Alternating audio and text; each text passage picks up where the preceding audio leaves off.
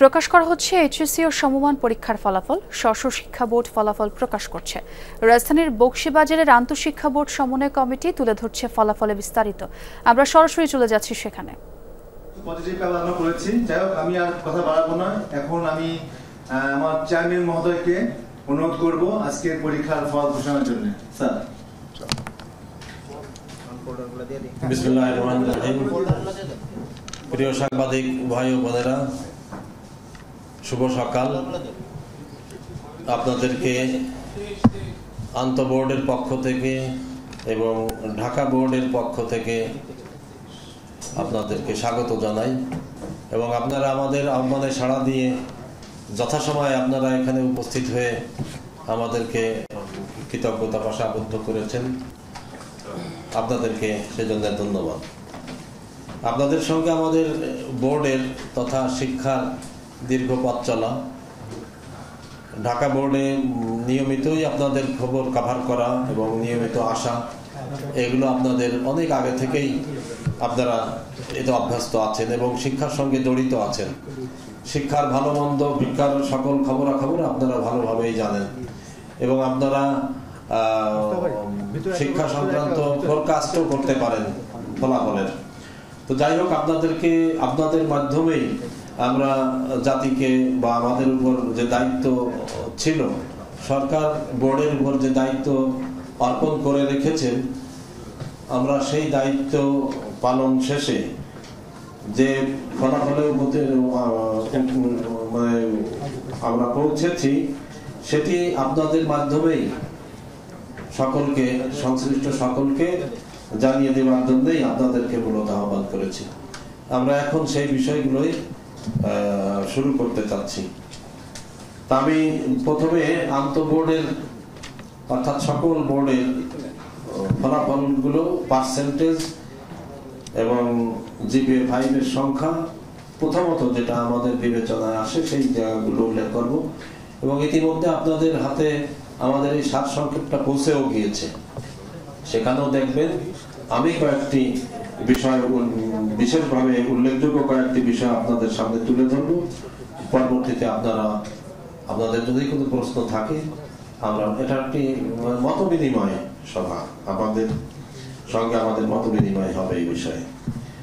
তো যাই হোক, আমি প্রথমে এই 11টি বোর্ডের পাশের হার ধারাবাহিকভাবে বলে যাচ্ছি। প্রথমে এবছর 2025 সালের উচ্চ মাধ্যমিক এবং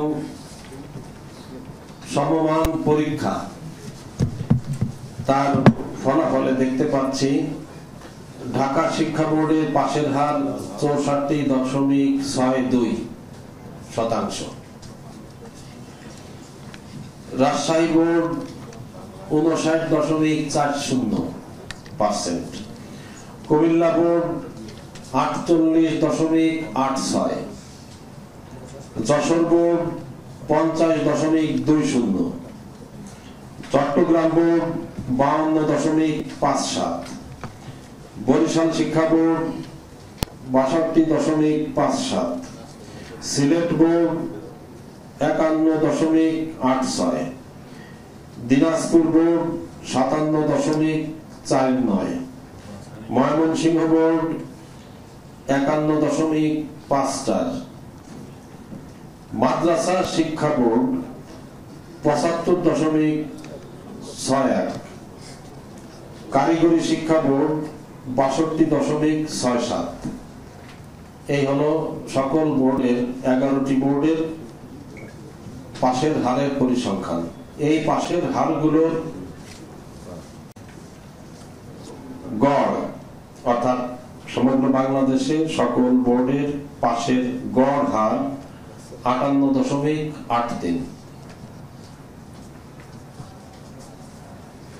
এবং 9টি সাধারণ শিক্ষা বোর্ড, অর্থাৎ মাদ্রাসা শিক্ষা বোর্ড এবং কারিগরি শিক্ষা বোর্ড বাদে বাকি যে 9টি সাধারণ শিক্ষা বোর্ড বলা হয়, সেটির পাশের হার গড় 57.12 এবং এই 9টি শিক্ষা বোর্ডের মধ্যে সর্বোচ্চ পাশের হার 64.62 ঢাকা বোর্ডের এই সাধারণ শিক্ষা বোর্ডের মধ্যে। আর সর্বনিম্ন পাশের হার কুমিল্লা বোর্ড 48.86।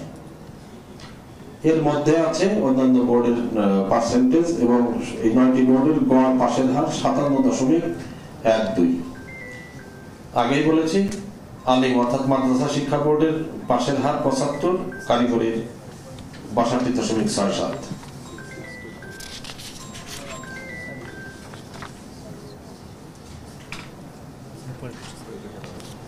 আর আমাদের সকল বোর্ড মিলে 11টি বোর্ডে মোট পরীক্ষার্থীর সংখ্যা ছিল 12,35,661 জন। এর মধ্যে উত্তীর্ণ হয়েছে 7,26,960 জন, অর্থাৎ 6,06,000-এর মতো বেশি। পাশের হার আগেই বলেছি। এবং শুধু 9টি সাধারণ শিক্ষা বোর্ডে অংশগ্রহণকারীর সংখ্যা ছিল, শিক্ষার্থীর সংখ্যা ছিল বা পরীক্ষার্থীর সংখ্যা ছিল 10,47,242 জন। আমরা এইচএসসির ফলাফল প্রকাশের যে ব্রিফিং সেখানে যুক্ত হয়েছিলাম।